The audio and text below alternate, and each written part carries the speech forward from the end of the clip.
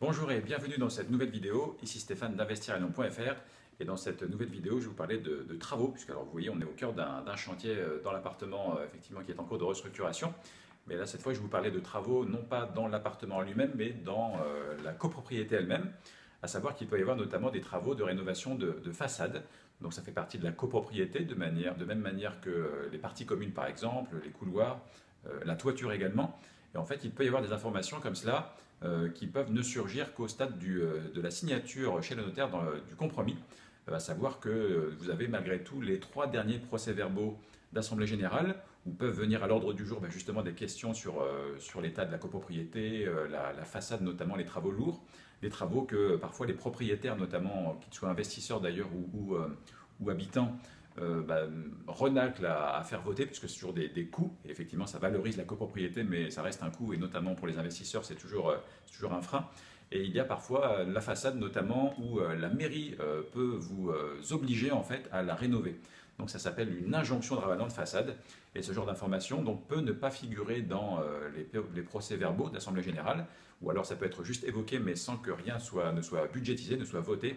Or, si la mairie décide que, parce que les immeubles voisins ont bénéficié d'une rénovation un peu plus récente, eh bien, la mairie peut tout à fait vous contraindre, voilà, vous forcer en quelque sorte à faire cette rénovation de façade dans des délais assez courts.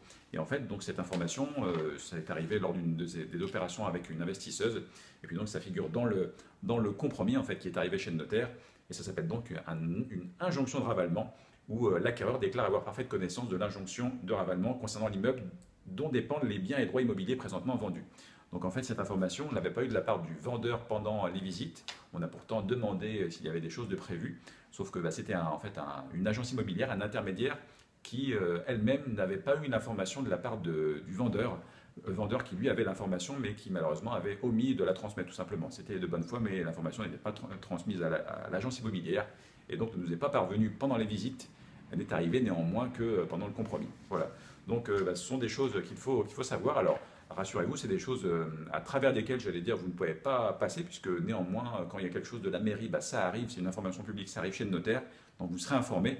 Il faut juste mieux être informé avant d'arriver chez le notaire, puisque sinon ça peut un peu vous dissuader, ou en tout cas ça peut en tout cas faire l'objet pourquoi pas d'une négociation, puisqu'on parle toujours, selon les tantièmes de l'appartement que vous achetez, de plusieurs milliers d'euros, notamment sur des travaux assez lourds, à savoir que si la façade, qui plus est à rénover, il y a de fortes chances que la toiture, qui est souvent du même âge que la façade, arrive prochainement, enfin dans les années qui suivent. Donc voilà, il faut toujours prévoir ces choses-là. Voilà, donc merci d'avoir regardé cette vidéo. N'hésitez pas à la partager si vous avez des personnes qui justement sont en cours d'investissement. Cliquez sur j'aime juste en dessous si c'est le cas. Et puis n'hésitez pas à vous abonner à la chaîne pour les prochains conseils, les prochaines vidéos. Merci, à bientôt, au revoir.